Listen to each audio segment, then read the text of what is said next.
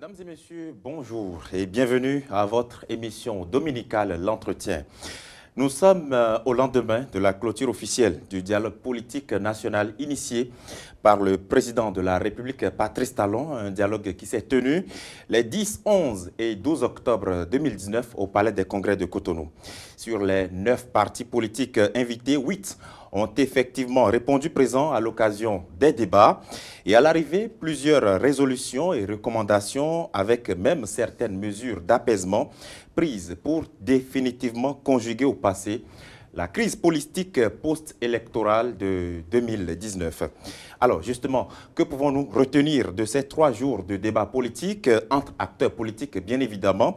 Aura-t-on finalement un climat politique suffisamment détendu et notamment en prélude aux prochaines élections en République du Bénin? Voilà les grandes préoccupations qui nous intéressent et que nous allons décortiquer sur le plateau de l'entretien de ce dimanche. Et pour cet exercice, je reçois pour vous l'un des acteurs politiques ayant participé activement à ce grand débat politique national. C'est une femme, c'est d'ailleurs très rare de voir des femmes défiler sur le plateau de l'entretien. Professeur Judith Glija, bonjour. Bonjour, monsieur le journaliste. Vous êtes membre fondateur du parti Bloc républicain. Vous avez été délégué d'ailleurs de ce parti politique à ce dialogue politique qui a eu lieu au Palais des Congrès de Cotonou pendant 3 bons jours. Merci d'avoir accepté notre invitation. Je vous en prie. Et je vous traduis toute notre reconnaissance pour avoir répondu présent à notre appel pour venir répondre en direct à nos questions sur les antennes de télé, mais également aussi sur nos radios partenaires, à savoir la radio OCFM du groupe de presse Le Matinal, mais sans oublier aussi la radio Urban FM à Parakou qui relaie aussi en direct cette émission dominicale. Professeur Judith Glija, peut-on dire à l'issue de ces 3 jours de débat que c'est un pari gagné pour le chef de l'État et même aussi pour les acteurs politiques béninois? Merci, monsieur le journaliste. Pour répondre à votre question, vous allez me permettre de saluer les téléspectateurs parce que je sais que le peuple béninois attendait sérieusement ce dialogue. Et donc, c'est un pari gagné pour tout le Bénin, pour tous les Béninois, compte tenu de la situation qui régnait. Et c'est pour cela qu'il faut remercier du fond du cœur le chef de l'État, son Excellence, le président de la République, Patrice Talon, pour avoir eu l'humilité et la clairvoyance nécessaires pour organiser ce dialogue. Il le fallait? Oui, il le fallait. Il le fallait. Et donc, tout ce qui concourt à la paix dans notre pays, il faut que nous veillions à cela. Et c'est ce que le président de la République a fait à travers ce dialogue-là. Vous avez pu réaliser sur le terrain que ça vous a manqué de n'avoir pas discuté en face à face depuis quelque temps? Évidemment, évidemment. Et il faut être là ces 3 jours pour voir que c'était très important. Et peut-être que c'est le moment de dire en même temps que les participants ont souhaité que cela se fasse, que cela soit institutionnalisé et que les acteurs politiques puissent dialoguer plus souvent. C'est ça. Et que ce ne soit pas au passage, une fois en passant. Alors, professeur Judith Glija, allons un peu au fond justement de ce dialogue politique national. Vous avez justement participé très activement à ces débats. Nous allons passer en revue les grandes conclusions de ce dialogue politique. Il a été question de ce qu'on appelait le toilettage des textes qui ont fondé la réforme du système partisan, à savoir notamment la charte des partis politiques, mais également le code électoral. Alors, on va y aller de façon pédagogique, puisque d'ailleurs vous êtes universitaire. D'abord, parlant de la charte des partis politiques, qu'est-ce que vous avez dit à propos? Pour ce qui concerne la charte des partis politiques, donc il a été reconnu que tout le monde a voté cette charte des partis, mais qu'à l'application, il y avait eu des difficultés. Et donc, c'est par rapport à cela qu'on a revu ensemble quelques articles qu'il fallait retoucher pour assouplir, notamment les conditions de création, par exemple, les formalités administratives à faire et la gestion des contentieux. Au passage, on a évoqué les articles 19, 20, 21, l'article 27. On est revenu sur l'article 15, les articles 22, 25 également, 30, 36, etc. Toutes choses pour permettre d'assouplir, d'accord, un peu les conditions de création et les différentes formalités administratives que les partis doivent faire pour devenir partis politiques et donc pour faciliter la tâche aux différents acteurs qui sont impliqués dans cela. Mais nous avons quand même reconnu qu'il faut maintenir le cap, que les réformes sont nécessaires. Ce n'est pas qu'on veut reculer, c'est juste pour faciliter un peu plus les choses à tout un chacun. Remettre en cause la réforme même. Pas du tout. Dans son principe. Au contraire, il a été dit qu'il faut renforcer les choses, il faut maintenir la réforme. Et donc, nos députés ne s'étaient pas trompés en votant la charte des partis, et puis on va en parler tout à l'heure, le code électoral. Mais vous avez cité tout à l'heure certains articles. Quels sont les réglages nécessaires que les acteurs politiques dans leur ensemble ont jugé bon d'opérer? Oui, par exemple, pour la création, les va-et-vient qu'on pourrait observer entre les formations politiques qui fournissent leur dossier et le ministère de l'Intérieur, on a demandé que cela soit en une fois. Et que si, par exemple, on demande à un parti politique de revoir, on lui fait une liste de choses à revoir dans son dossier, il ne faut pas revenir avec une autre liste plus tard. Parce que, vous savez, c'est les hommes qui appliquent les tests. On peut peut-être profiter de cela pour faire du mal à tel ou tel autre. À tel ou tel autre. Et donc, on a demandé que cela soit fait en une fois et que le ministère de l'Intérieur s'en tienne juste à son rôle administratif. Il a été question aussi de regarder un peu comment on gère les contentieux dans ce domaine. Et puis, c'est la Chambre administrative qui s'en occupe. Puis, finalement, on peut se retrouver devant la Cour constitutionnelle. Certains acteurs qui ont participé au dialogue ont trouvé qu'il faut qu'on aille directement devant la Cour constitutionnelle. Ceci dit, les juristes vous diront que quand il y a un contentieux administratif, il faut passer devant la Chambre administrative. C'est pour cela que, fondamentalement, nous avons beaucoup plus de recommandations que le chef de l'État a la responsabilité, en tout cas, d'analyser, d'examiner pour voir la faisabilité des choses. Puisque chacun a tenu quand même à ce qu'on tienne compte de ses préoccupations. Mais justement, la gestion des contentieux dont on a parlé, on comprend qu'il n'y a pas eu, on va dire, une résolution très stricte en la matière. On n'a pas tranché sur cette question. On n'a pas tranché parce que oui, certains comprennent bien que quand il y a des contentieux qui sont du ressort de l'administration, qui sont administratifs, il faut gérer ça avec la Chambre administrative, mais d'autres trouvent qu'après la Chambre administrative, on peut aller au niveau de la Cour, etc. Et donc, il faut directement modifier les articles pour recourir à la Cour constitutionnelle. Donc, ça n'a pas fait complètement l'unanimité et le chef de l'État va faire l'arbitrage nécessaire. Et alors que le ministère de l'Intérieur perdra peut-être un peu de ses pouvoirs. Oui, ça, bon, c'est pas grave, on est tous un peu d'accord là-dessus. Tout le monde voudrait bien que les formalités soient simplifiées. Qu'on ne fasse pas trop d'aller-retour entre les formations politiques et le ministère de l'Intérieur. On a entendu dire au niveau de certaines, on va dire, formations politiques qu'on puisse revoir les modalités de création d'un parti politique, qu'on puisse, si nécessaire, revoir à la baisse parfois le nombre fondateur des partis politiques par circonscription. Mais à l'arrivée, on a constaté que ce n'était pas prépondérant. Non. Je crois que quand on vous demande d'avoir 15 personnes par commune, ce n'est pas beaucoup. Puisque nous sommes tous d'accord qu'il faut avoir des partis politiques désormais d'envergure nationale. On a fini par reconnaître que c'est un minimum. Donc, on n'a pas insisté sur cette question-là. Cela avait été un peu évoqué, mais le dialogue aidant, on s'est compris, on s'est dit, bon, il faut des partis politiques plus forts pour pouvoir conquérir vraiment et exercer le pouvoir. Et donc, on n'a pas insisté sur cette question-là. Je crois que c'est le statu quo qu'on a retenu. Donc, au niveau de la charte des partis politiques, des réglages à faire, oui, des réglages à faire, il y a plusieurs articles. Oui, pas pour déchirer la charte. Non, pas du tout pour déchirer la charte. Et donc, comme je vous l'ai dit, par rapport au règlement du contentieux, quand vous prenez de l'article 17 à l'article 21, donc il y a des petits réglages à faire à ce niveau.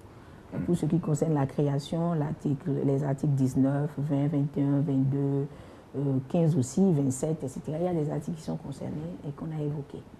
D'accord. Alors, est-ce que, justement, au-delà de ces réglages-là, à faire au niveau du ministère de l'Intérieur, du règlement du contentieux après, est-ce qu'il y a d'autres aspects que les acteurs politiques ont jugé nécessaire de pouvoir revoir dans la charte des partis politiques? Non, il y a des préoccupations liées aux hommes. D'accord. Aux hommes, donc, comme par exemple le ministre de l'Intérieur, ou le ministère, ne disons pas le ministère de l'Intérieur, les cadres du ministère, il ne faut pas leur permettre de faire des jeux qui vont être défavorables, ou bien de faire de l'arbitraire, si vous voulez qu'on en parle ainsi. Et donc, on a essayé d'agir sur quelques alinéas des articles pour arranger un peu les choses à ce niveau-là. Et vous êtes certain que ça va porter? Oui, oui. Je peux vous dire que les recommandations, à l'issue des échanges, tout le monde est rassuré. On est sûr que ça va porter, puisqu'on a posé des problèmes qu'on peut régler à partir de la loi, et des problèmes aussi qui sont liés aux zones qui les appliquent pour un peu les recadrer. On en a parlé. Et la charte des partis politiques a été secondée par le code électoral. À ce niveau, il y a eu beaucoup de débats aussi, hein, le code électoral. Beaucoup de débats. Par exemple, on a évoqué l'article 20 où dedans on parlait de la représentativité des partis politiques, ou disons de la minorité ou de la majorité au COSLEPI. L'opposition a pensé que la minorité c'est l'opposition et que la majorité c'est la mouvance. On a fini par comprendre que ce n'est pas nécessairement ça, et donc la Cour constitutionnelle avait déjà pris une décision concernant la question, et donc bon, ça a été évoqué, mais on s'est dit qu'il faut trouver juste une formule pour impliquer l'opposition. Vous voyez ça, et c'est des choses qui vont rentrer plus loin dans les mesures d'apaisement, parce que tels que les textes sont rédigés, on ne peut pas aujourd'hui régler le problème en l'état. Mais on peut, dans les faits, par exemple au niveau des arrondissements, permettre à nos amis de l'opposition d'être impliqués dans les élections pour contrôler, veiller un peu au grain. Et c'est normal. Au niveau du COSLEPI, par exemple, c'est ça? Du COSLEPI, par exemple. Parce que ça a suscité beaucoup de débats récemment. Oui, parce que ça a suscité beaucoup de débats, comme vous le savez. Quand vous prenez l'article 46 concernant le quitus fiscal, oui. D'un point de vue personnel, des problèmes liés aux personnes, je vais dire, on demande, les gens ont eu l'impression que le directeur général des impôts a traîné, exprès, a donné. Mais moi, je leur ai dit que moi-même, je suis de la mouvance, mais que je n'ai pas eu mon quitus fiscal très tôt, je l'ai eu au dernier moment. Donc, ce n'était pas parce qu'on est dans l'opposition que cela s'est passé comme ça. C'était la demande et puis le traitement des données, etc. Et ça dépend aussi du moment où vous avez déposé votre demande et des obligations que vous avez vis-à-vis du fisc à régler, etc. Donc, bon, ça a été évoqué. Ils ont proposé précisément, ou disons que nous avons proposé, que le quitus fiscal soit délivré en un seul exemplaire. Parce que quand on avait eu 2 exemplaires, et ça a amené certains candidats à se retrouver sur 2 listes, ce qui a créé le problème des doublons. On en a profité pour parler de justement ce qui est prévu par la loi en matière de sanctions, qui était à l'endroit des partis politiques. Maintenant, on a dit qu'il faut sanctionner les candidats qui se seraient retrouvés sur 2 listes. Là où, quand il y aurait doublon, il ne faut plus que ce soit les partis politiques, mais les candidats. Donc, ils vont perdre complètement. Ils ne seront sur aucune liste. Et en plus de ça, on doit les sanctionner en prévoyant des amendes pour qu'ils ne reprennent plus jamais ça. Bon, par rapport aux élections en tant que telles, on a évoqué la question des élections générales. On pourrait avoir une année électorale, mais ça, les modalités sont à définir. C'est le principe des élections générales qui a été retenu. Et on a demandé aussi, par rapport au code électoral, quand on se réfère à l'article 240, par exemple, que le nombre de députés soit revu par ces constitutions électorales. Je crois que ce point revient au niveau du 3e point de l'ordre du jour concernant la recherche de l'équité territoriale, où on doit tenir compte, on doit regarder l'évolution démographique en se référant au recensement général, au dernier recensement général, pour définir le nombre de députés qu'on pourrait avoir dans les différentes circonscriptions électorales. On a également tous reconnu qu'il faut regarder un peu au niveau de l'article 242 par rapport aux 10% qu'il faut avoir. Et je crois qu'on a fini par reconnaître que c'était important. Mais compte tenu de la situation actuelle, qu'il ne faut pas être trop regardant en attendant que les choses se consolident et que les partis politiques soient bien constitués. Je crois que là aussi, on a évoqué la question des cautions. De la caution qui est à 3 millions, par exemple pour les élections législatives, 3 millions par candidat, on a trouvé que c'était un peu trop élevé, puisque ça fera 249 millions. Par liste. Voilà, par liste. Certains ont proposé 200 000 francs par candidat, etc. Donc le principe est retenu de revoir la caution, mais le montant n'a pas été fixé, puisque d'autres ont dit 200 000, certains ont dit 100 000, d'autres ont dit 1 million, etc. Donc, c'est des choses sur lesquelles le président de la République et les députés vont statuer, puisque voilà. C'est eux qui votent les lois. Justement. Alors, de tous ces points que vous venez de faire, il y a certaines préoccupations. Hein. Ça surprend peut-être qu'on n'aille pas remettre en cause la question des 10% obtenus, vu un peu tout le débat qu'il y a eu dans la période électorale. Qu'est-ce que, justement, ceux qui n'ont pas pu participer à cette élection-là ont dit de ces 10%? Étaient-ils d'accord qu'on puisse maintenir ça? L'article 242 en parle, enfin, dans le code électoral. Comment est-ce qu'à l'arrivée, tout le monde a pu être d'accord dessus? Oui, en fait, vous savez, en matière de réforme, ce que nous on appelle en sciences de gestion les changements organisationnels, il y a toujours des résistances. Et il y a toujours, il faut le reconnaître, c'est humain, des difficultés de plusieurs ordres qu'on rencontre quand on commence. Et donc, qui explique un peu les réticences, les résistances. Et c'est dans ce cadre qu'il y a eu les difficultés à se conformer à ces lois qui ont été votées ensemble, d'accord, à l'unanimité, à la majorité de nos députés, qu'ils soient aujourd'hui de l'opposition ou pas. Ceci dit, on a quand même reconnu, et moi particulièrement, je tiens souvent à le dire, il faut reconnaître que ceux qui se retrouvent aujourd'hui dans les deux partis, je veux parler du Bloc républicain et de l'Union progressiste, ils ont fait beaucoup d'efforts en acceptant de se mettre à l'étroit. C'est-à-dire? Quand je dis se mettre à l'étroit, c'est des gens qui étaient libres, qui avaient leur parti politique, qui étaient patrons, les chefs de leur parti, etc. Ils ont accepté de se mettre ensemble. Parce que tout le monde avait reconnu donc la nécessité d'avoir des partis politiques d'envergure nationale. Et donc, quand on a parlé des 10%, ce n'est pas vraiment ça le problème, c'est là. C'est-à-dire que le renforcement des partis politiques, la place centrale qu'on devrait donner aux partis politiques dans la conquête et l'exercice du pouvoir, qui est le problème fondamental. Donc, on a tous reconnu qu'il faut renforcer les réformes. C'est pour cela que sur les 10%, il faut reconnaître que certains ont dit qu'il faut ramener à 5%. À l'occasion du débat? Oui. C'est ça, ça a été dit comme ça? Oui, ça a été dit. Mais dans le fond, on n'a pas insisté parce qu'on s'est dit qu'il faut faire un effort. D'autres ont dit les 4 premiers partis qui vont arriver en tête, il faut, etc. Vous voyez? C'est pour vous dire qu'on reconnaît tous que pour être reconnu comme parti à envergure nationale, il faut quand même donner la preuve de cela. Et pour ça, il faut un certain seuil.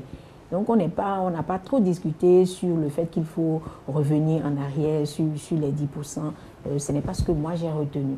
On n'a pas vraiment trop discuté là-dessus, puisqu'on est tous d'accord sur le fait qu'il ne faut plus avoir des partis dans tous les villages, dans tous les arrondissements, comme on en avait avant.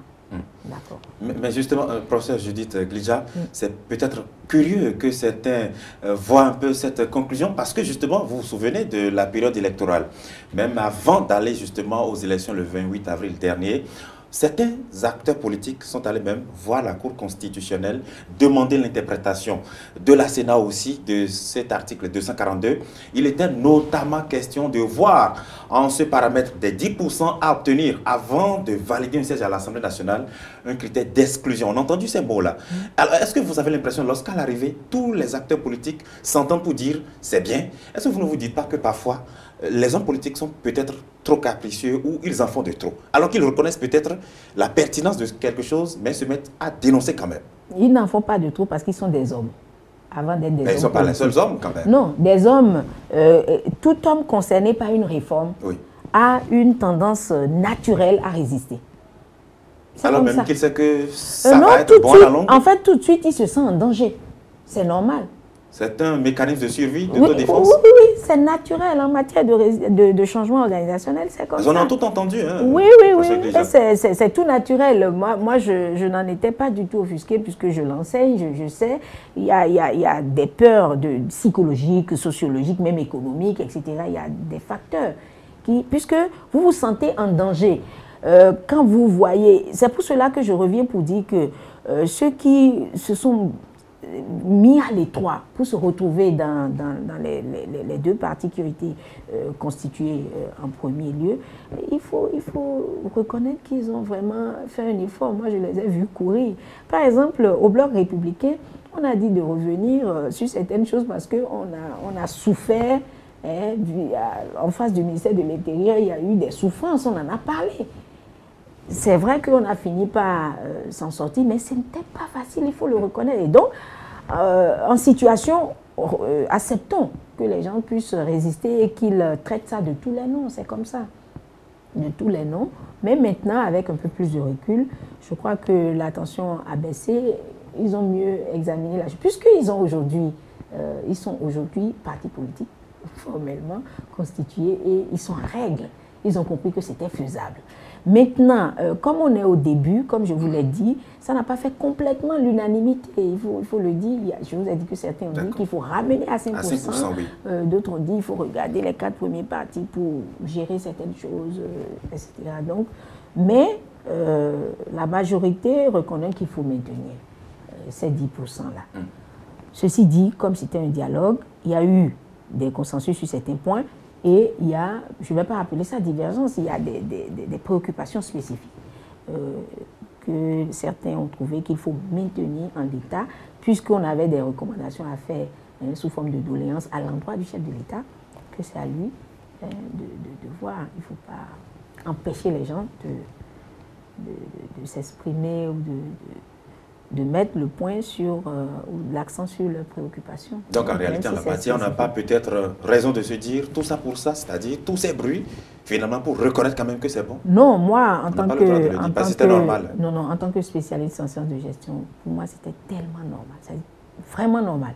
C'est si vous ne connaissez pas ce qu'on appelle le changement organisationnel et la gestion du changement que vous allez trouver que c'était vraiment normal.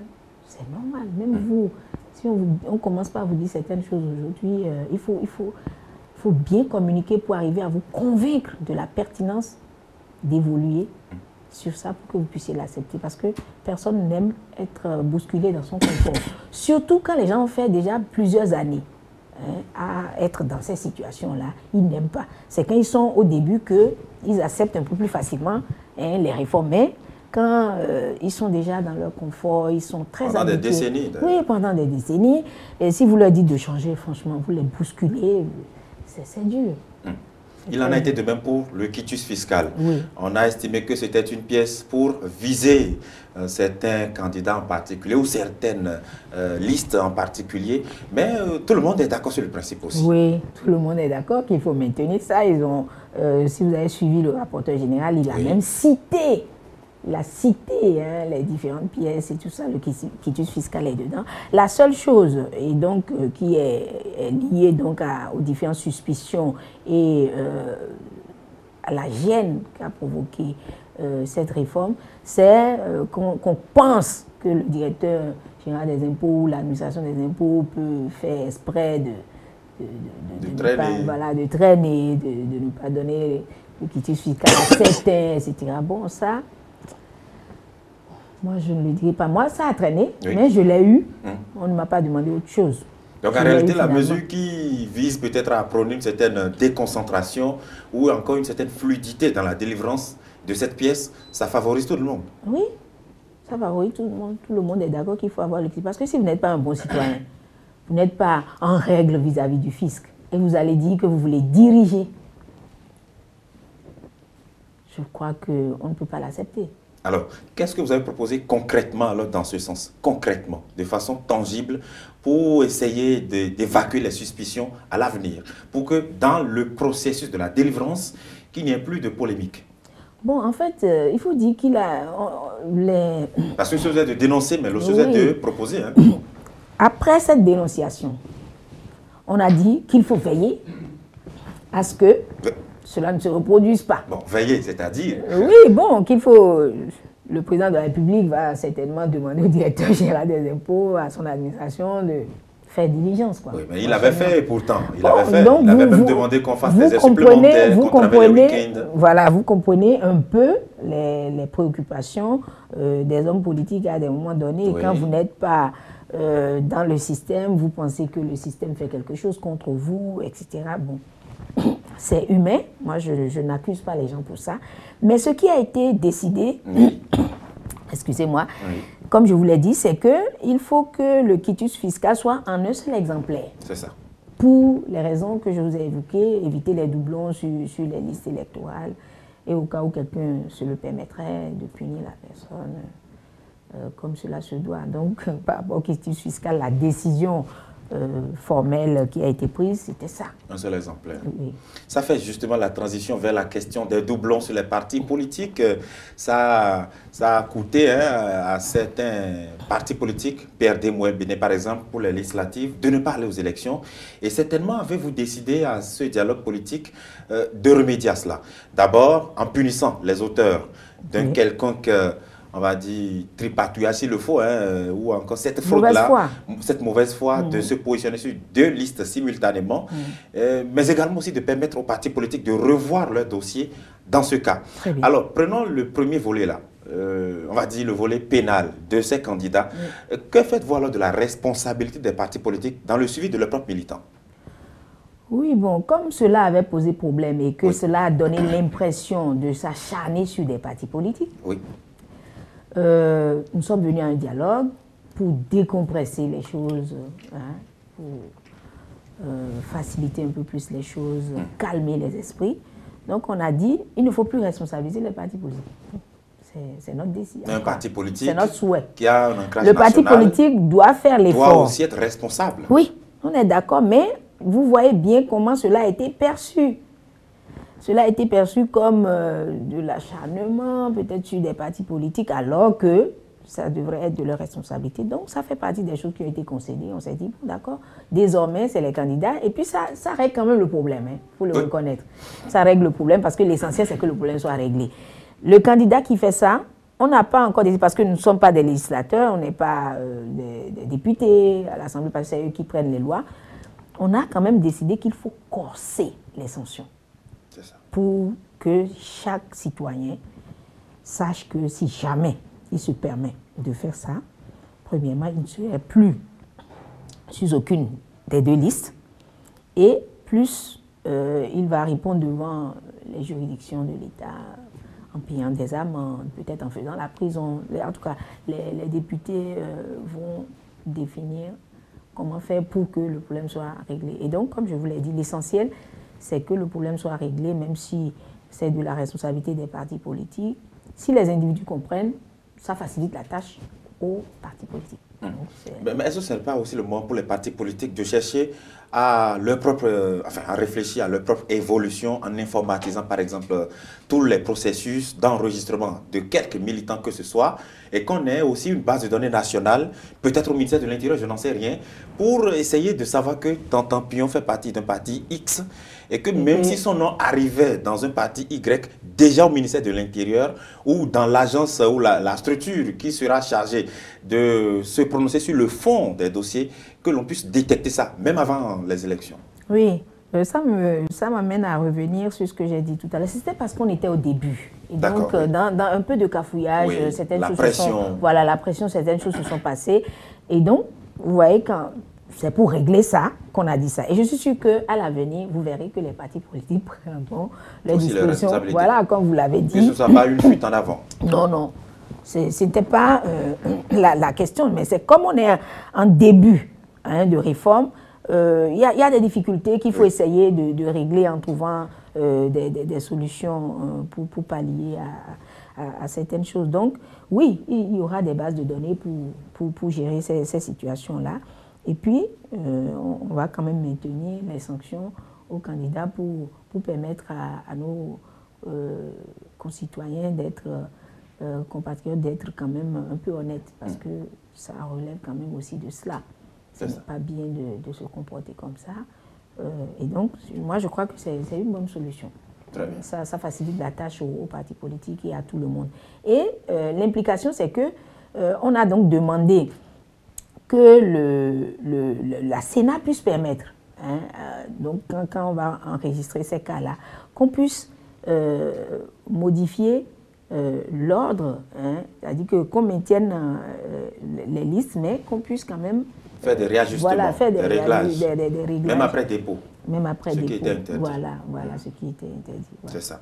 Bon, ben, professeur Judith Glidja, il y a aussi cette question-là de la déconcentration, de l'organisation des élections locales de la Sénat, par exemple.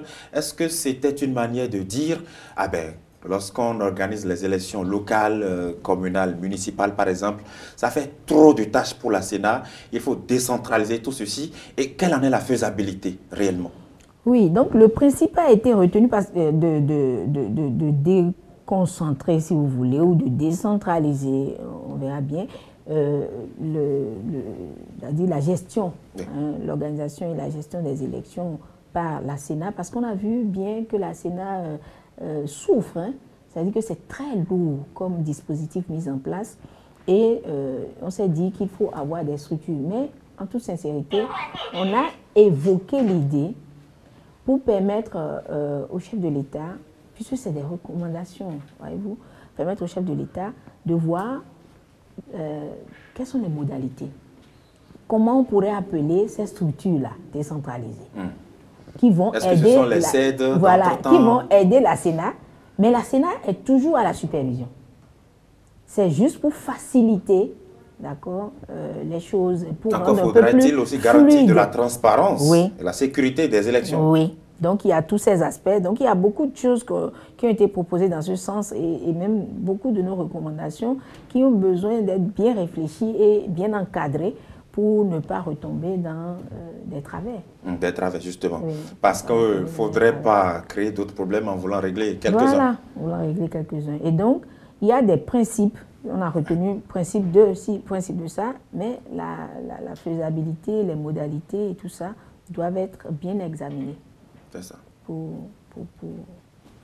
la mise en œuvre. C'est ça. Bon, alors on a parlé aussi de la favorisation ou encore d'une certaine revue des modalités d'envoi des députés à l'Assemblée nationale. En termes plus clairs, de s'adapter à la pression démographique des circonscriptions électorales. Oui. Je prends l'exemple de Calavi, par exemple, la 6e circonscription électorale qui reçoit de plus en plus de monde au fur et à mesure que les temps évoluent. Est-ce qu'il est question de revoir à la hausse le nombre de députés à l'Assemblée nationale, ou vous avez décidé de maintenir les 83, mais de faire des réajustements avec les circonscriptions qui existent actuellement? Ce qui a été retenu et qui relève donc de la recherche de l'équité, oui, c'est une partie, parce que dans la recherche de l'équité, il y a deux préoccupations. La première liée aux femmes, on va revenir là-dessus, justement, et la deuxième liée au territoire. Oui. Donc, dans ce sens, vous reconnaissez avec moi que normalement, on devrait tenir compte de la densité de la population, donc des données démographiques pour définir le nombre. C'est ce qui a été fait à la base, mais on l'a maintenu dans le temps, alors que la population évolue. Et donc, on a pris juste l'exemple de Calavi. C'était un exemple que tout le monde connaît. En tout cas, si vous êtes à Cotonou ou à Calavi, vous savez que c'est la cité dortoir et que ça augmente de façon un peu fulgurante, mais on n'a que 4 députés pour la 6e, puisque Calavi est dans la 6e, et qu'à Cotonou, par exemple, on a 5 députés, 5 sièges, je vous l'ai dit, qu'on pourrait avoir. Et donc, il a été retenu, en termes d'équité, que sur toute l'étendue du territoire, qu'on regarde la taille, en se référant au recensement général de la population, au dernier recensement, pour définir le nombre de sièges à chaque fois. Donc on peut grossir le nombre de députés à la fin. Oui, selon l'évolution de la population. Ce n'est que justice. C'est ça. Et ça, c'est à l'Assemblée nationale de le faire après ou qui va décider? C'est des lois. Il faut modifier ça dans les tests. Donc, c'est l'Assemblée nationale, en tout cas le président de la République, prendra soin de prendre contact avec les institutions qui doivent s'occuper de l'aider à prendre en compte nos recommandations. Dans la mesure du possible. C'est ça. Et sur ce même plan de la recherche de l'équité dans la représentation, tout à l'heure vous avez d'ailleurs évoqué ça, c'est la participation plus forte des femmes désormais. Vous êtes femme, c'est heureux que vous soyez là sur ce plateau. On a constaté que dans la 8e législature à l'Assemblée nationale, sur 83 députés, 7 femmes, tout simplement. C'est très peu pour notre Assemblée nationale, mais si on prône aussi une certaine discrimination positive à l'égard des femmes, est-ce que ce n'est pas une façon de les fragiliser davantage? Merci. C'est une préoccupation qui me tient sérieusement à cœur, comme vous pouvez vous l'imaginer, étant femme. Et c'est avec beaucoup de fierté que je voudrais vous révéler que ça fait... J'ai eu l'impression que c'est le point qui a fait vraiment l'unanimité. Tous les partis politiques qui étaient à ce dialogue ont reconnu qu'il faut vraiment régler le problème. Ils sont revenus là-dessus. Il y a certains qui ont dit au moins les 30% qui sont retenus, même au plan international. D'autres ont dit, par exemple, Force Cori pour le développement du Bénin, 40% de femmes, qu'il faut aller plus loin, que ce n'est pas juste. Et donc, sur ce plan, je voudrais que vous me permettiez d'aller vraiment un peu en profondeur parce que, en tant que scientifique, j'ai eu le privilège de participer à une table ronde internationale, intercontinentale, où je représentais l'Afrique en 2018, en mars.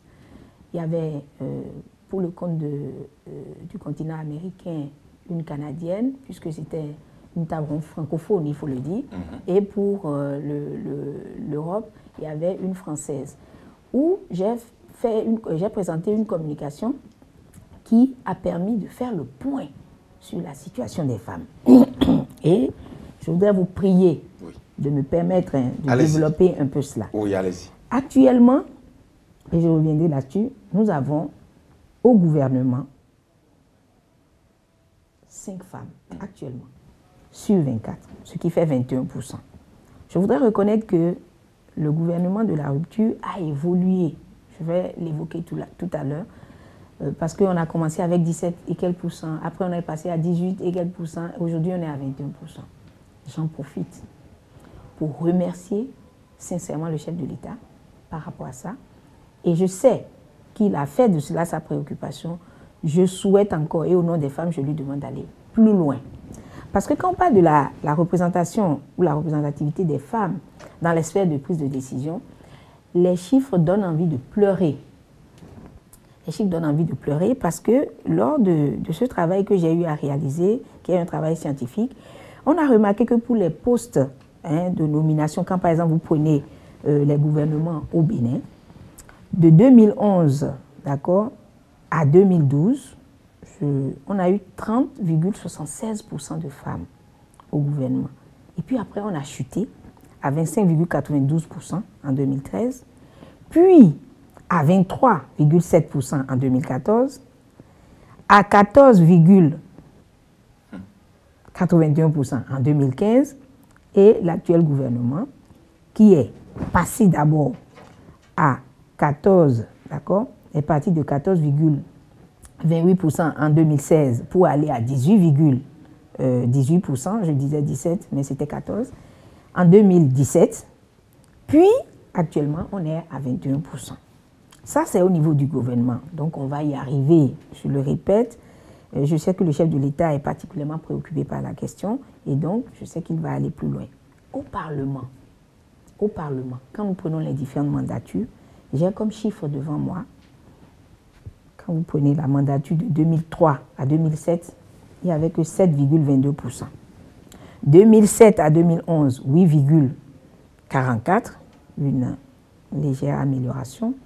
2011 à 2015, on est retombé, 7,23%, donc une baisse. De 2015 à 2019, 7,31%, et actuellement, nous sommes à 8%, 7 députés sur 83. Je voudrais aller plus loin pour vous dire que quand on prend au niveau des conseillers communaux, les chiffres sont alarmants. C'est tellement grave. 2003 à 2007, on n'avait que 45 femmes sur 1287 élus, ce qui faisait 3,49%. De 2008 à 2014, une légère augmentation, 4,53%, donc 65 femmes contre 1370 hommes. À la Cour constitutionnelle, la Haute Cour de justice, Cour suprême, Conseil économique et social et j'en passe, on retrouve des institutions qui sont très peu ouvertes aux femmes.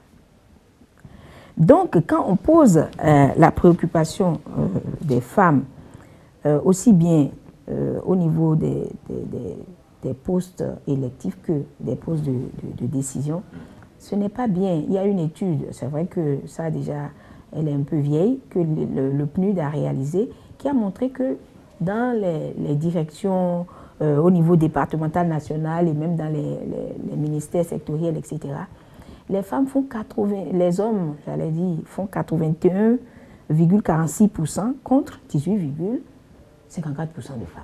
À qui la faute? Parce que vous avez fait un travail scientifique dessus, oui. À qui la faute? À qui la faute? Les responsabilités sont partagées, il faut le reconnaître.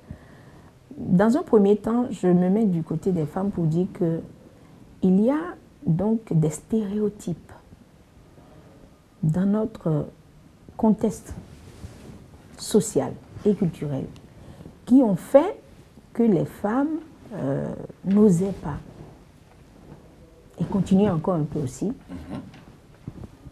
Elles n'osaient pas se permettre, elles ne se permettaient pas de se mettre dans certaines courses, comme par exemple faire la politique,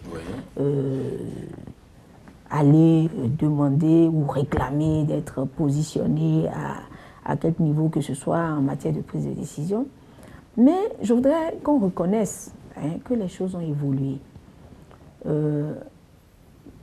J'ai déjà réalisé quelques émissions pour motiver les femmes à s'y mettre parce que, contrairement à ce qu'on peut penser, il y a beaucoup de potentiel. C'est juste qu'il faut un peu plus que celles qui ont compris et ont commencé par s'y mettre, qu'on leur permette d'expliquer à leur père que c'est faisable et que ce n'est pas contraire à une certaine morale que la femme pourrait avoir, parce qu'il y a ces choses-là. Et aussi que toute la société nous aide. Vous voyez, c'est depuis même le système éducatif.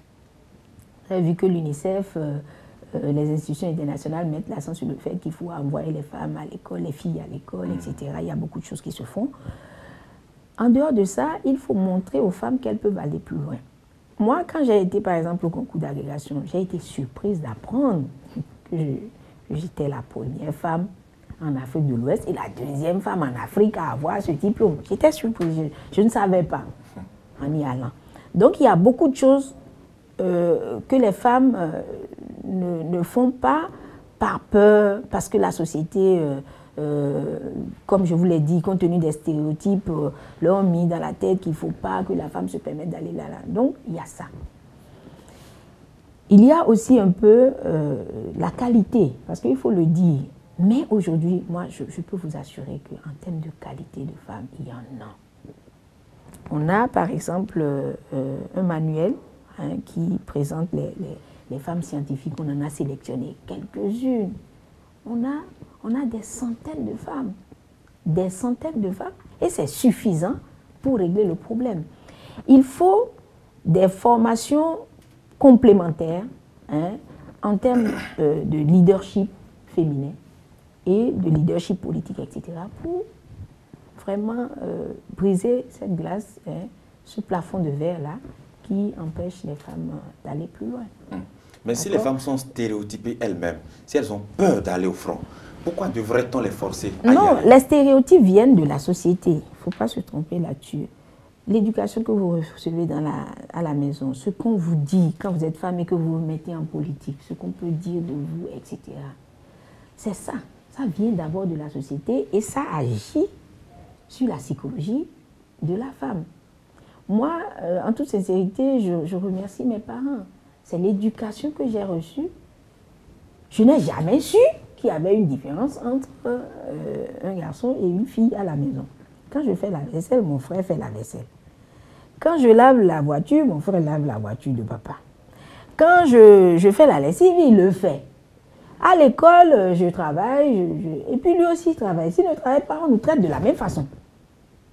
Ouais, c'est déjà ça. Mais les maisons dans lesquelles on dit que c'est la femme seule qui doit faire ci, qui doit faire ça, parce que les parents aussi ont reçu ça de leurs parents, ainsi de suite, comme vous le comprenez, c'est pas évident. Donc, je sais que les choses évoluent, et c'est d'ailleurs pour ça que nous sommes en train de militer pour une meilleure représentativité des femmes, parce que celles qui sont prêtes et qui s'engagent aujourd'hui seront les mieux à même d'expliquer aux autres femmes qu'il faut qu'on se mobilise et qu'on s'y mette, parce que reconnaissez que Dieu a créé l'homme et la femme et que nous sommes complémentaires et que nous allons apporter beaucoup de choses. Vous le savez très bien, il faut que les femmes aussi soient impliquées pour qu'on ait un meilleur développement, qu'on ait une meilleure gestion, etc. Vous avez l'impression que la société béninoise se prépare ou s'adapte au contexte actuel en reconnaissant qu'effectivement les femmes peuvent tout faire? Oui. Contrairement à la célèbre phrase, ou encore à un titre de roman, Le sexe faible de Simone de Beauvoir, par exemple. Je crois que les choses ont évolué. Et comme je vous l'ai dit, tous les partis politiques, toutes les formations politiques qui ont participé au dialogue étaient d'accord sur cela. Et donc, vous voyez qu'il y a quelque chose qui s'est passé, il y a une évolution. Et je les remercie, je remercie tout le monde de reconnaître ça. C'est une préoccupation forte. Et on a insisté là-dessus. Et si vous avez suivi le rapporteur, le professeur Topanou, il a insisté pour dire qu'on est revenu là-dessus sérieusement. Et donc, ça montre que les choses évoluent, la mentalité a changé par rapport à cela. Il n'y a plus de sexe faible aujourd'hui. En tout cas, moi, je sais que la femme n'est pas le sexe faible. Parlant de la qualité, vous avez l'impression que si on demande aux partis politiques de tout faire pour positionner un quota donné de femmes sur leur liste, par exemple, que ces partis politiques auront effectivement la ressource humaine féminine nécessaire pour le faire, sans pour autant chercher à remplir une formalité juste pour remplir? Il y a beaucoup de partis politiques qui pourront le faire. Il y a certains où il n'y a pas autant de femmes. Et c'est pour ça que je vous dis qu'il faut une certaine sensibilisation, qu'on explique aux femmes que ce n'est pas interdit, qu'elles peuvent aider à faire cela pour compléter la liste de celles qui sont déjà là et qui sont nombreuses, il faut le reconnaître. Moi, je ne peux pas dire, et vous avez remarqué, je suis fière de le dire, à l'Assemblée aujourd'hui, il y a 7 femmes, 5 sont du Bloc républicain. Le Bloc républicain fait beaucoup d'efforts en ce qui concerne la promotion des femmes. Et il y a des femmes au Bloc républicain aujourd'hui pour meubler la liste du Bloc républicain. On n'a même plus besoin d'aller chercher. Des femmes de qualité? Oui, des femmes de grande qualité. De très grande qualité, je vous en prie. Je suis un exemple et je les ai représentés. Je suis professeur agrégé. C'est vrai qu'avant, moi-même, je fuyais la politique. Bon, je fuyais en griffe. Je la faisais, mais je ne m'affichais pas. Je la faisais depuis plus de 25 ans. J'étais déjà en politique. Mais je ne m'affichais pas parce que j'observais, je regardais un peu. Je trouvais que c'était un milieu bon, pas très. Mais actuellement, je me suis engagée parce que je sais que j'ai tout ce qu'il faut pour le faire et dignement. Et il y a beaucoup de femmes comme moi, comme ça dedans. Mais parlant justement de façon de promouvoir la femme, c'est de manière. D'abord, les postes électifs. Oui, et puis les nominations. De nomination. Oui, pour les nominations, peut-être que ça peut se faire très facilement. Oui. Il suffit juste que l'autorité soit mue par cette volonté de le faire et elle le fera. Mais pour l'élection, est-ce que vous ne voyez pas qu'il y a même un problème de confiance entre les électeurs béninois et les femmes candidates? Depuis, on a noté des candidatures féminines pour la présidentielle. Et c'est un secret de polichinelle que nous avons pas mal de femmes au Bénin. Mais les femmes ne se font pas confiance. Les femmes ne se font pas confiance. Bon, d'abord, les électeurs bien sûr. Et les femmes. Oui. Comme je vous l'ai dit, il y a des stéréotypes qui sont liés à la culture, à la sociologie de notre pays, mais qui ont évolué. La preuve, aujourd'hui, on en parle avec force.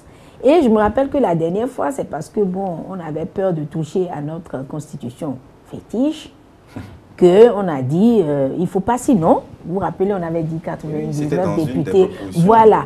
Et donc, il faut mieux positionner les femmes. Je crois qu'aujourd'hui, ce n'est plus comme avant, comme vous le dites, ce n'est du tout plus comme avant.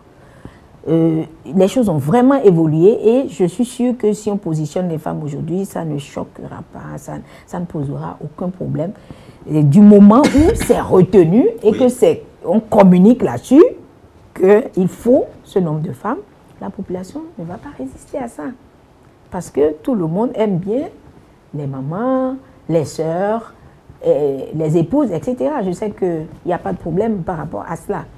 Maintenant que les femmes sont... Vous aviez prononcé une femme... Je disais que les femmes ne se font pas confiance. Les femmes ne se font pas confiance. Bon. C'est faux? C'est pas mon point de vue. D'accord. Parce que moi, je ne vis pas ça comme ça.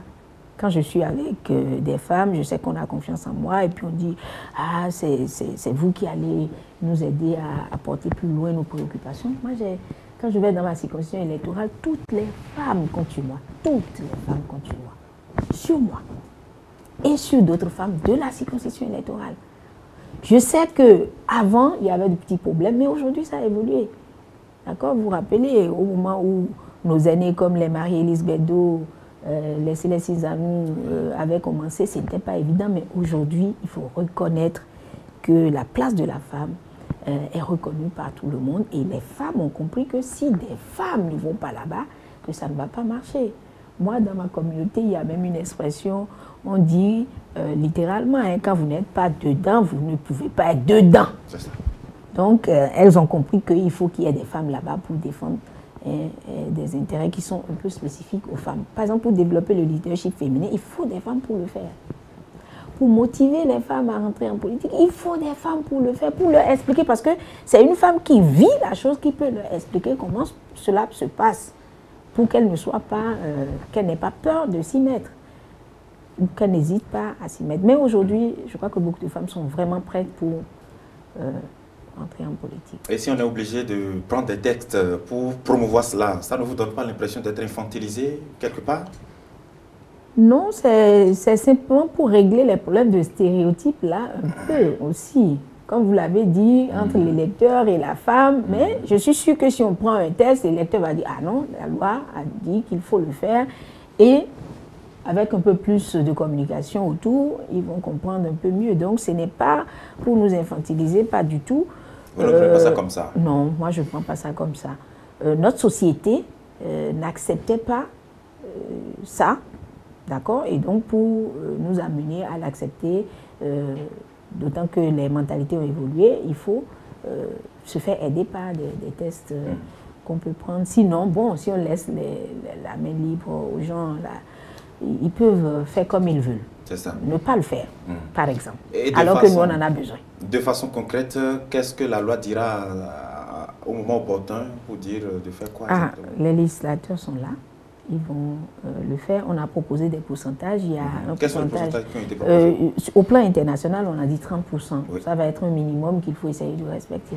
Déjà, si on a ça, c'est déjà un début, puisqu'on n'a jamais encore réglé ce problème-là, sauf quelques chiffres extraordinaires des années 2011. Beaucoup de femmes soient tête de liste sans être peut-être suppléantes. Oui, on a vu ça. On a vu tête de liste dans le Bloc républicain, par exemple, l'honorable Sophia. Voilà. Oui. Donc, il faut mieux positionner les femmes et puis les aider à y arriver. Ça. Donc, je crois que ce n'est pas impossible, c'est faisable. Les 30% pour le moment, certains ont dit 40%. Si nous, on peut avoir 50%, ça va être bien aussi. Bien alors, à quand la prochaine femme présidente du Bénin? On va y arriver. Comme je l'ai dit, c'est tout doucement. Peut-être la prochaine fois, si une femme se présente, on verra ce que ça va donner. Probablement. Oui. D'accord. Alors, professeur Judith Glidja, on va évoluer dans les conclusions de ce dialogue politique national. Il a notamment été question de l'amélioration de la loi portant statut de l'opposition. Oui. Alors, quels sont les critères qu'il faut notamment inclure, de nouveaux critères, puisque la loi qui a été, on va dire, adoptée depuis 2002, qui a été aussi promulguée ensuite en 2009, ça a été obsolète. En tout cas, vous l'avez d'ailleurs parcouru à l'occasion de ce dialogue politique national. Que faut-il faire pour mettre à l'aise les partis politiques de l'opposition? Ok. je vais apporter une petite précision. Oui. Nous ne l'avons pas parcouru. On a reconnu son existence de cette loi-là, une loi de 2001, dont le décret d'application a été pris en 2009. On l'a évoqué et on a dit qu'il serait bien que le chef de l'État nous permette d'aller, d'avoir un séminaire là-dessus pour toiletter, parce que en l'État, cela n'est pas attractif. C'est-à-dire que, tel que certaines choses sont retenues dedans, cela ne motive pas les gens à être dans l'opposition. Et plus précisément, le PRD, qui a fait l'opposition pendant 25 ans, a insisté sur certaines préoccupations, notamment le fait de bien définir qui va être le chef de l'opposition. Est-ce que c'est le parti qui a perdu l'élection présidentielle ou bien c'est un certain nombre de partis? Il faut définir en tout cas les critères, d'accord, pour être reconnu comme parti de l'opposition et aussi comme surtout chef de l'opposition, parce que les critères pour être reconnu comme parti de l'opposition sont définis. Peut-être il faut arranger de petites choses. Pour actualiser ça. Oui, on a juste jeté un coup d'œil sur ces critères-là, les conditions à remplir. Il faut actualiser un peu. Le chef de l'opposition, c'est qui? Et comment on le traite? Comment on le traite? Il a été même proposé qu'il soit considéré comme un ministre d'État. Ah bon? Et qu'il ait les avantages liés à cela. Donc, c'est des choses qui pourraient être, d'accord, introduites dans cette loi que nous proposons réviser pour permettre à ce que les gens ne craignent plus de se retrouver dans l'opposition, parce que quand vous êtes dans l'opposition, vous avez tous les problèmes du monde. En matière de sécurité, c'est pas évident. En matière de, comment dirais-je, de standing de vie, ce n'est pas évident, etc. Donc, c'est plutôt sous ce angle-là que ça a été évoqué. Et aussi les obligations, donc les droits et les obligations. C'est ça. J'allais poser la question, qu'est-ce qu'on fait de la responsabilité même du chef de l'opposition ou des partis politiques de l'opposition? Oui, en termes Nous sommes aussi à l'ère du numérique, oui, où ça écrit partout, ça écrit tout aussi. Qu'est-ce qu'on fait dans ce sens? Merci, on a bien dit que dans ce sens que l'opposition doit donc veiller à ne pas se mettre dans une posture où il faut détruire. Parce que nous sommes là tous pour construire notre pays, c'est plutôt se rapprocher des différentes institutions, du gouvernement, etc., pour vraiment faire des propositions dans le sens de construire, d'améliorer les choses, ce qui ne va pas. Ce que vous faites qui n'est pas bien, ils vont relever, l'opposition doit relever ça et permettre une meilleure gestion du pays, une meilleure gouvernance du pays. Donc ce n'est pas, ça va être quand même une opposition plus comme avant, où on s'acharne sur ceux qui sont là sans proposer des choses sérieuses. Si vous reprochez quelque chose, il faut accompagner ça de propositions pour corriger et communiquer là-dessus pour que le peuple sache que vous veillez à ses intérêts et que vous aidez ceux qui sont là à avancer. Parce qu'il y a souvent des problèmes d'interprétation de certains concepts, liberté, démocratie, ainsi de suite. Il faut faire très attention. On mélange tout généralement. Oui, il faut faire très attention parce que c'est des choses qui amènent les gens à se donner des libertés qui ne sont pas indiquées. Et donc, il faudra recadrer un peu tout cela parce qu'aujourd'hui, ce qui nous préoccupe, c'est l'intérêt général. Et c'est d'ailleurs pour ça que ce dialogue a eu lieu et tous les participants ont reconnu, comme le président de la République l'a dit dans son discours d'ouverture et le facilitateur a insisté là-dessus, c'est un devoir constitutionnel pour chacun de nous, en référence à l'article 36 de la Constitution, de notre Constitution, de dialoguer et de trouver des solutions pour le bien-être de notre pays, au lieu de nous chamailler ou bien de s'acharner sur l'autre, etc. Ce n'est pas la préoccupation, ça. La préoccupation fondamentale, notre cause, la cause la plus forte, c'est le Bénin. Vous avez remarqué que le chef de l'État, dans son discours de clôture, a dit que seul le Bénin est éternel. Et je crois que c'est une phrase qui va rester dans la tête des gens. Et comme on voit déjà les effets. Comme nous, nous passons tous, il faut que quand nous venons, nous puissions laisser l'héritage qu'il faut à nos enfants, à nos petits-enfants, pour que le Bénin, et c'est vrai, quel que soit ce que nous allons faire, c'est seul le Bénin qui est éternel. Mais à cette occasion-ci, il faudra aussi dire aux gens que être un acteur politique tout court et être un acteur politique de l'opposition ne confère pas une certaine immunité contre d'autres pouvoirs comme la justice par exemple. Parce que là aussi, on semble généralement confondre le débat politique au débat judiciaire. C'est vrai, c'est pour cela que dans les mesures par exemple d'apaisement, il y a des choses qui ont été proposées, mais on a bien reconnu qu'il faut vraiment analyser les choses parce qu'il y a des comportements qu'il ne faut pas avoir. Votre liberté s'arrête là où commence celle des autres, on l'a dit, il faut faire attention, il ne faut pas porter atteinte à l'intégrité de vos concitoyens, il faut savoir que nous avons des droits mais aussi des devoirs. Et donc, dans les comportements des hommes politiques, on a tous reconnu qu'il ne faut plus porter, je ne sais pas, atteinte aux intérêts des Béninois de façon générale pour des intérêts égoïstes. Non, il faut veiller à l'intérêt général.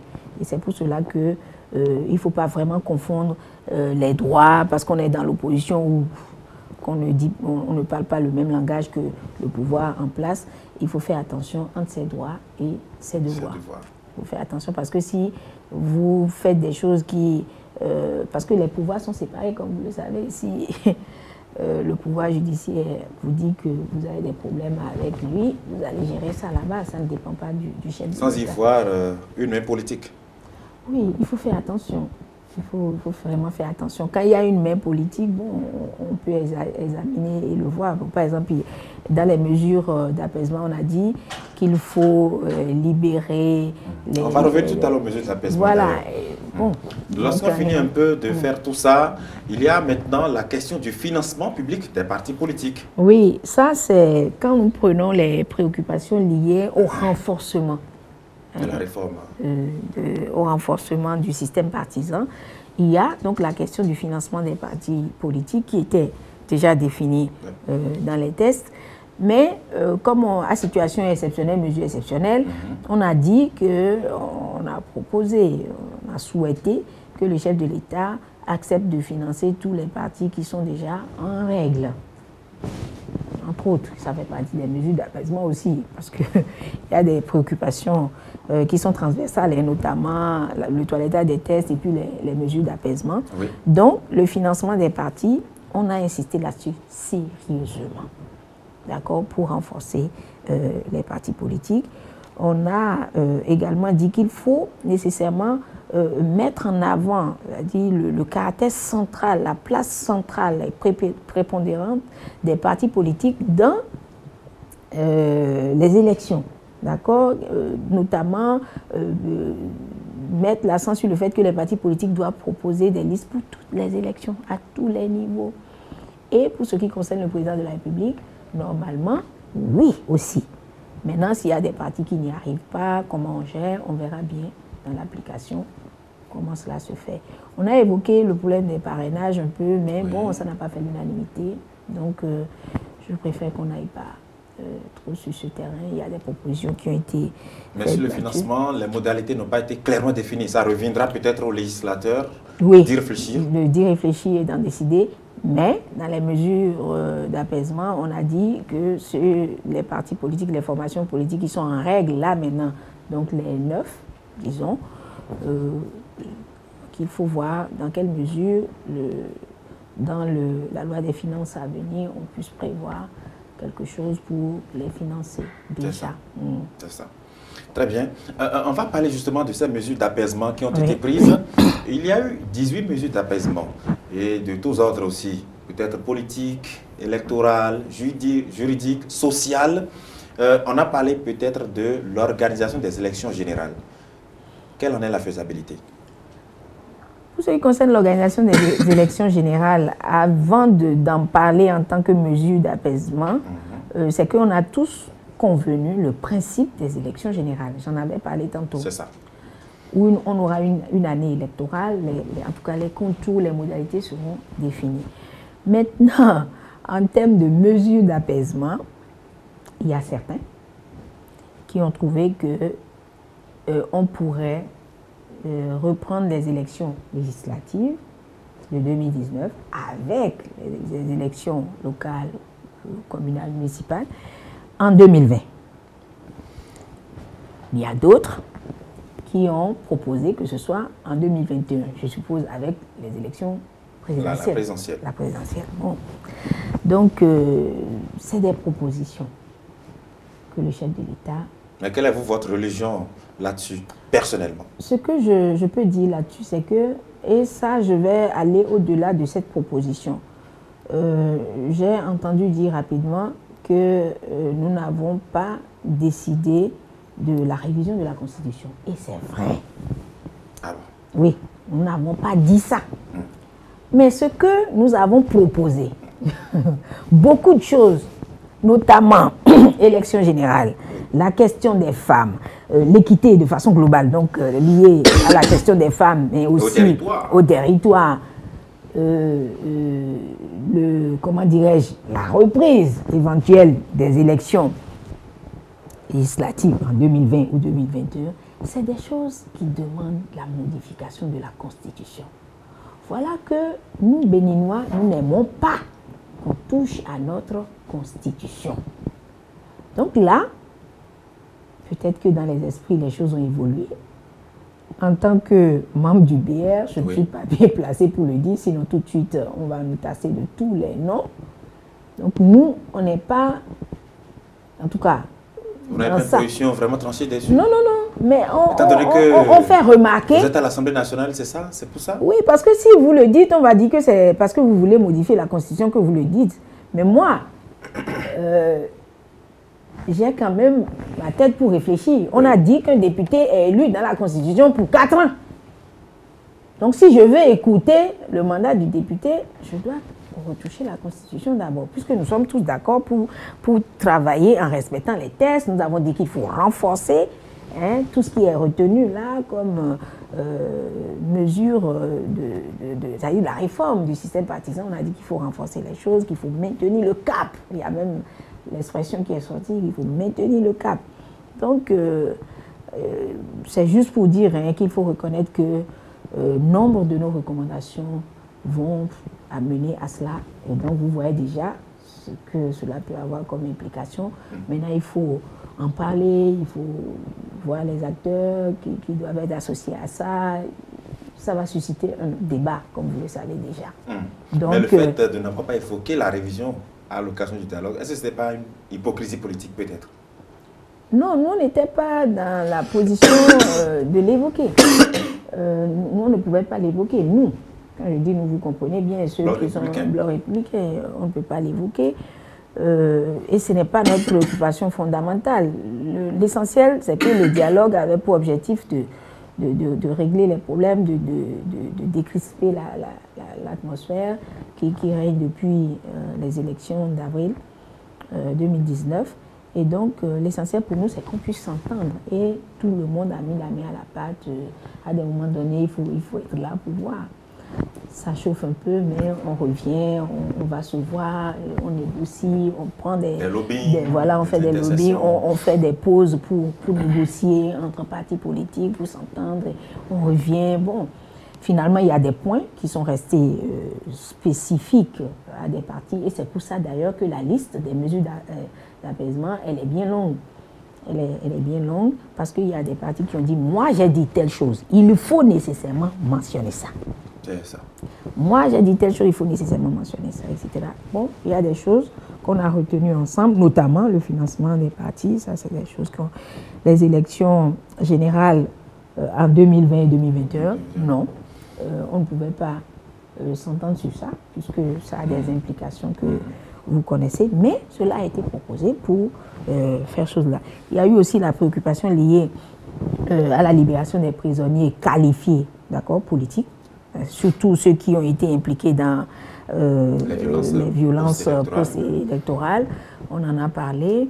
On a parlé aussi du... Tout le monde était d'accord dessus que ces personnes soient libérées? Oui, ça a fait le consensus. Mais bon, il faut la justice, en tout cas, il faut voir avec le pouvoir judiciaire. comment ça peut se gérer, quoi. Donc, on a... Sous forme de plaidoyer, voilà, de doléances. Voilà, c'était des doléances. Hein. Je crois que vous avez vu que le rapporteur a insisté là-dessus. Donc, nos mesures d'apaisement, c'est des propositions sous forme de doléances à l'endroit du chef de l'État. Et bon, donc, il verra avec nous. Et vous avez vu qu'il est très disposé à régler le problème. C'est d'ailleurs pour ça qu'il a organisé le dialogue. Et lors du discours de clôture, vous avez vu l'émotion et aussi la satisfaction qu'il a exprimée et les engagements qu'il a eu à prendre aussi. Donc, on a aussi proposé l'abandon des poursuites et des arrestations à caractère politique. C'est toujours le chef de l'État et les différents pouvoirs qui sont concernés, notamment le pouvoir judiciaire, qui peuvent faire chose là. Bon, donc encore une fois... Mais sur cette question, une phrase encore. Oui. Qui apprécie le caractère politique d'une poursuite judiciaire? Qui est-ce qui en apprécie la qualité? Bon, voilà quoi. Parfois, on a l'impression que ça dépend de là où on se situe. C'est ça. Il y a ça, mais bon, le chef de l'État, compte tenu des dispositions dans lesquelles il se trouve actuellement, donc de l'ouverture et je ne sais pas, de son engagement un peu particulier, en toute humilité, vous l'avez vu, ce qu'il a fait, hein, et il faut louer ça. Il verra bien, avec les différents pouvoirs, comment il faut gérer ça. Le législatif, le judiciaire, etc. Comment il faut gérer ces aspects-là. C'est eux qui apprécient. Pour nous, on a pensé qu'il y a des poursuites et des arrestations de ce genre. Bon, peut-être qu'il va nous dire d'en faire la liste, je ne sais pas. Et puis, on va voir. Et puis, bon, si le pouvoir judiciaire trouve que oui, c'est ça. Parce qu'il faut faire attention, effectivement. Hein. Si vous dites que vous êtes en train de réclamer des choses et que, je suppose, c'est un exemple un peu extrême, peut-être vous tuez votre compatriote, je ne sais pas ce qu'un président de la République peut aller dire pour empêcher le juge de vous condamner. Donc, vous voyez que c'est des choses à examiner. Ça dépend du délit. Bon. C'est pour ça que le concept de prisonnier politique, oui, d'exilé politique, tout ça, c'est... À tout ça. Oui, ça c'est... Attention à tout ça un peu. On a aussi parlé du fait qu'il faut dédommager ceux qui ont subi des préjudices dans ce cadre-là. Oui. Donc, encore une fois, c'est l'argent du contribuable, c'est le chef de l'État qui va apprécier comment faire.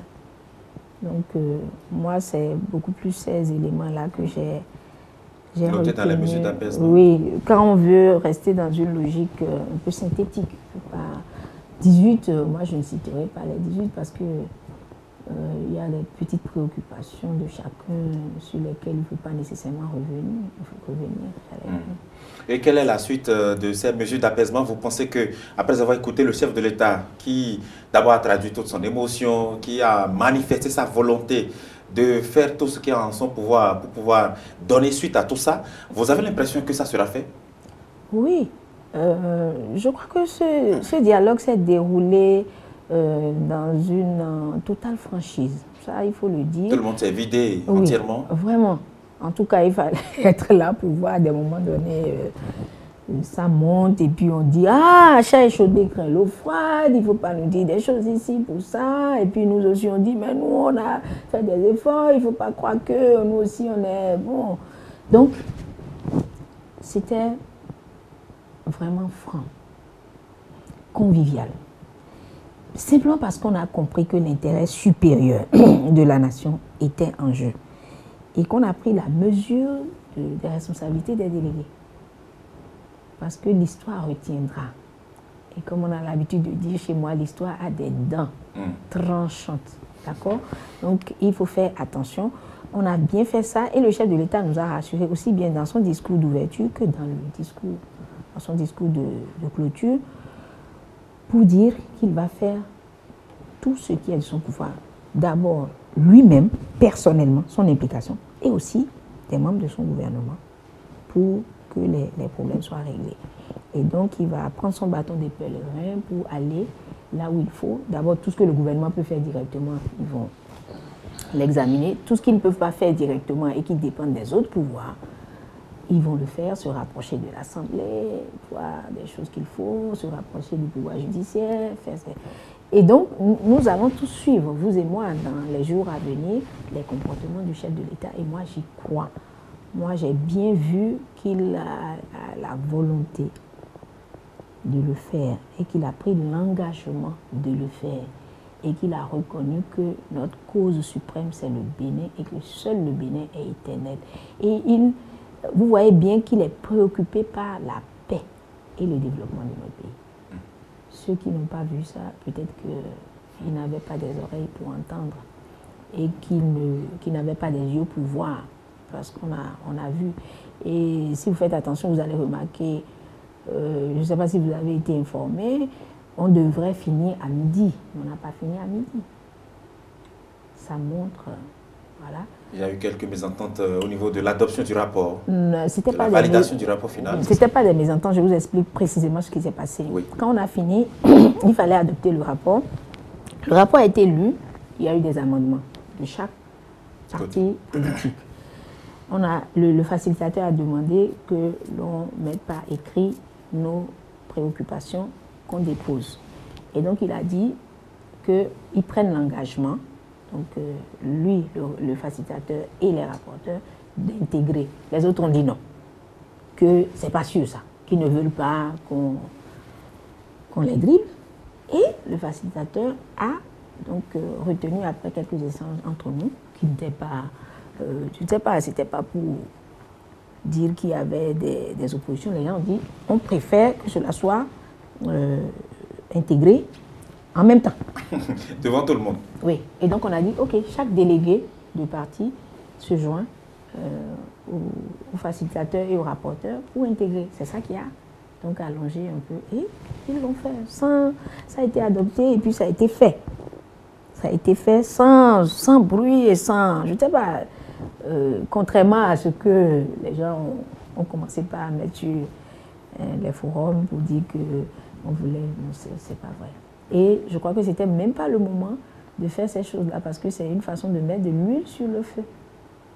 Façon de mettre de l'huile sur le feu. La remarque a été faite en tout cas, on a dit qu'il faut intégrer en même temps pour éviter tout problème. Et on a retenu oui.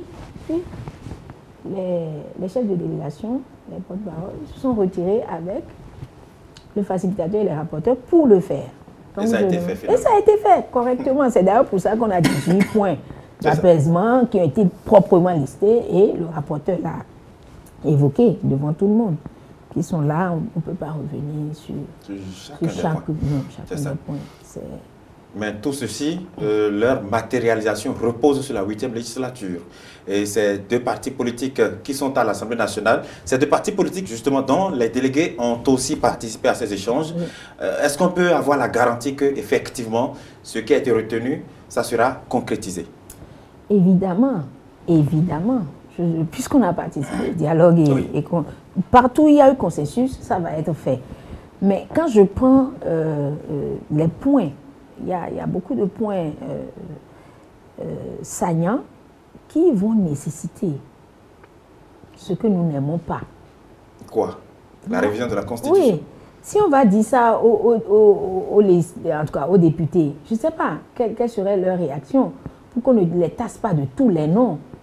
Vous voyez, donc ça, c'est des choses sur lesquelles il faut continuer les échanges et voir qui sont les acteurs qui vont être associés pour qu'on puisse vraiment concrétiser, d'accord, certaines choses en la matière. Donc oui, les députés seront sérieusement sollicités parce que c'est le chef de l'État qui a organisé le dialogue et c'est lui qui ira, par les moyens qui lui conviennent, et parler de ça aux députés, et donc il y a des choses que les députés vont faire. Mais je peux vous garantir quelque chose, c'est la bonne foi de nos députés actuels. Les deux partis politiques qui sont à l'Assemblée aujourd'hui ayant participé au débat, au dialogue, reconnaissent très bien la nécessité de régler les problèmes. Et on s'est entendu ensemble sur les choses. Donc les responsables de ces deux partis-là ont le devoir et c'est un devoir historique, c'est une responsabilité. En tout cas, tout le monde les regarde et je sais qu'ils ont pris la mesure de la situation, de donner les consignes qu'il faut à leurs députés pour qu'ils fassent tout ce qu'il faut, hein, dans la mesure de leurs possibilités. Il faut insister là-dessus parce que moi, je regarde tout ce qui nous amènera à réviser la Constitution. Il faut faire attention. Il faudra qu'on soit d'accord, tous, toute la classe politique. Donc ça, je crois que ça ne dépendra pas seulement des députés pour qu'on ne les tasse pas de tous les noms. Il faudra que tout le monde participe d'une manière ou d'une autre. Oui, d'une manière ou d'une autre. Qu'ils acceptent, qu'ils disent oui, comme on veut ça, par rapport à ça, il faut. Comme nous voulons ça et que cela se fasse. C'est la bonne ambiance maintenant entre les acteurs politiques? Oui, oui. Vous êtes réconciliés, tout le monde? Oui, ça va très bien à l'issue de ce dialogue et donc c'était vraiment nécessaire. C'était vraiment nécessaire. C'était vraiment, à des moments donnés, bon, en tant que femme, on priait. On se dit, il faut qu'on y arrive pour le bonheur de tous les Béninois. Et je sais que toutes mes sœurs étaient en prière et tous les frères, tous les Béninois étaient en prière. Moi, j'ai lu ça sur des il faut prier pour que ça se passe bien. Et ça s'est très bien passé. Je peux vous l'assurer. Ça ne pouvait pas se passer sans un peu d'échauffourée, mais au fond, c'est ça, quoi. C'était vraiment naturel et ça s'est très bien déroulé. Et vraiment, chapeau à tous ceux qui ont participé à ce dialogue.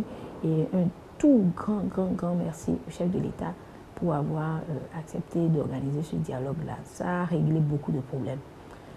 Je suis sûre, vous êtes journaliste, vous avez interviewé les opposants, vous êtes mieux placé que moi pour voir leur état d'âme actuel, tout ça. Moi, j'ai vu comment on s'embrassait, on se parlait, il y a des points de vue sur lesquels on se prenait 2 à 2 ou à 4 à 5 et puis on se parlait, quoi. On est des frères. Nous sommes tous, le facilitateur béninois a l'habitude de le dire, nous sommes tous des fils et filles du Bénin, il faut qu'on y arrive. Est-ce que ce dialogue peut influencer les prochaines élections? Certainement, parce que on a retouché déjà, nous sommes aux portes de... presque des locales, 2020. Ce n'est pas encore loin. On est en Oui, septembre, on est en octobre ce n'est pas loin. 2019. Déjà, il y a plusieurs partis politiques qui seront impliqués dans ces élections parce que ces formations-là, ces partis-là sont en règle. Donc, vous voyez déjà que l'influence est là et que l'atmosphère sera autre. D'accord, le climat sera autre parce que tous ceux-là vont s'y mettre. Je crois que, en tout cas, pour moi, la paix est revenue à un pourcentage quand même élevé. C'est ça. À partir de ce dialogue-là. Et je profite pour remercier et louer la noblesse d'âme, d'esprit du facilitateur. Dans notre milieu professionnel, je veux parler de l'enseignement supérieur, c'est un grand maître. Il m'a prouvé encore plus qu'il est un véritable grand maître. J'ai vu comment il était très conciliant, très calme, même quand ça ne commence pas à faire chose là. Et il permettait à chacun de dire tout ce qui lui passe par la tête. Même si les autres ne sont pas d'accord, si les autres commencent par dire pourquoi tout ça, il dit non. Chacun a le droit à la parole. Il a pris tout le temps qu'il faut. Et il a concédé tout ce qu'il faut pour qu'on y arrive. Vraiment, coup de chapeau, il était un véritable facilitateur. C'est vrai que quand il a fini, il a dit que nous lui avons facilité la tâche, mais bon, ce n'était pas évident. Les rapporteurs aussi, il faut les féliciter. C'est ça. Et qu'en est-il de la réconciliation entre la classe politique et le peuple béninois? Quel est, on va dire, le degré de cette collaboration actuelle? Oui, vous savez, c'est sous forme d'entonnoir. Hein. C'est-à-dire quand ça part de nous, ça va...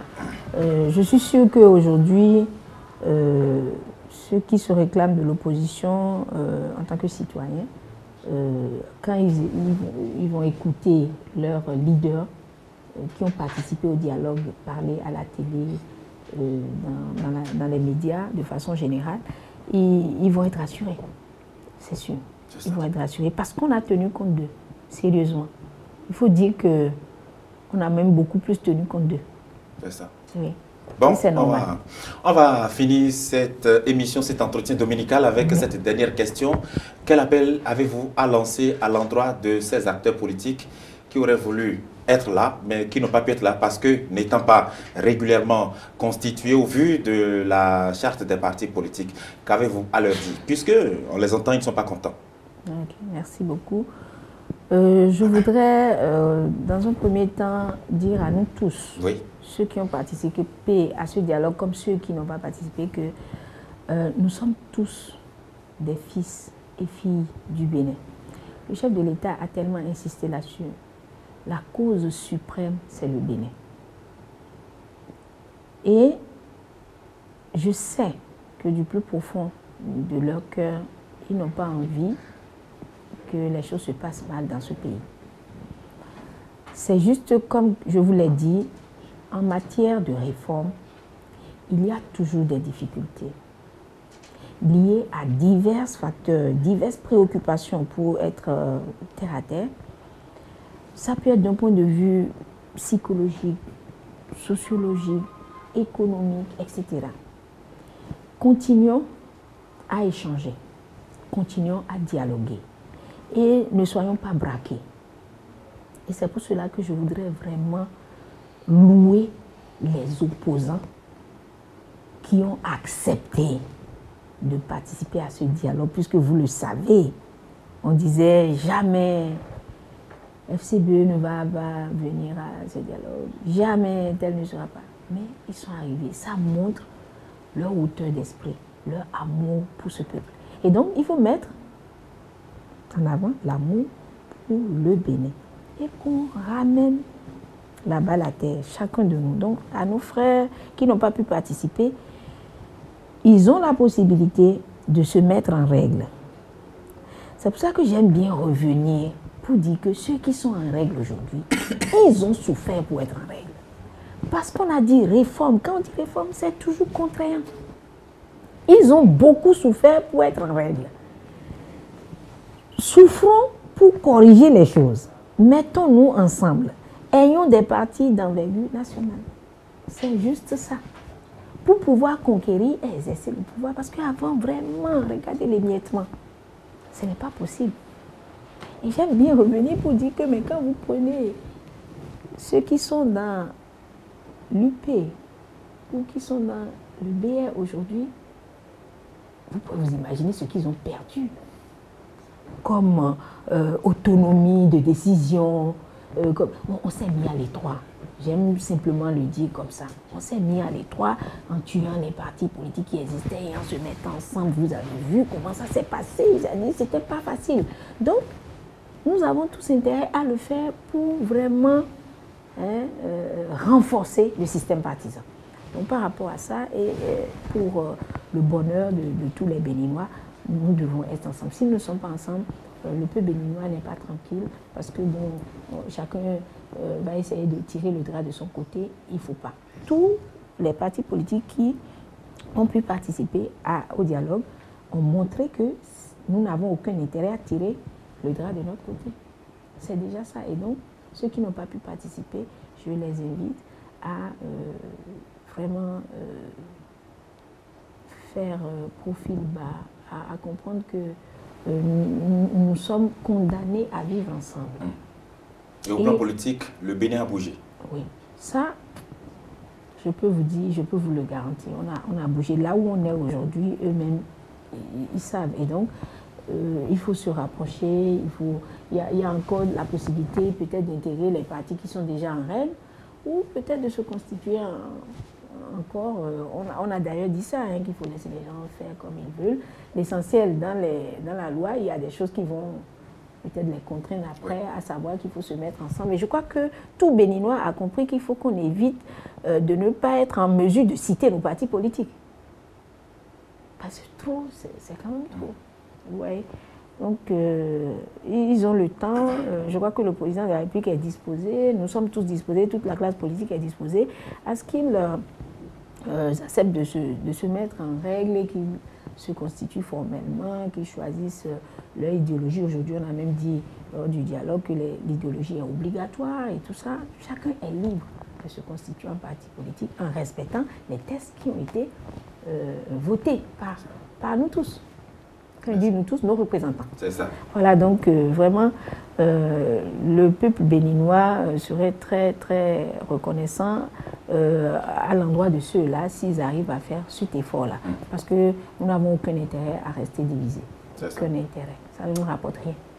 Absolument. Merci infiniment à vous, professeur Judith Glidja, d'être venu répondre en direct à nos questions sur nos antennes. On vous souhaite d'agréables moments et surtout aussi un bon vent sur le plan politique, puisque ce n'est qu'un début en matière d'animation de la vie politique. Les choses ont évolué, comme vous l'avez dit, et ça ne va pas forcément être très facile non plus. On vous souhaite beaucoup de courage dans cette nouvelle aventure. Merci et bon retour chez vous. Merci bien. Merci infiniment. Merci infiniment. Merci au chef de l'État, merci à toute la classe politique. Voilà, merci à vous aussi qui nous avez suivis en direct sur nos antennes. Vous savez, les dimanches sont des jours éminemment politiques sur nos antennes. Et donc, nos programmes se poursuivent avec aussi toute l'actualité sociopolitique que nous allons commenter au fur et à mesure. Restez avec nous. Bon dimanche à vous.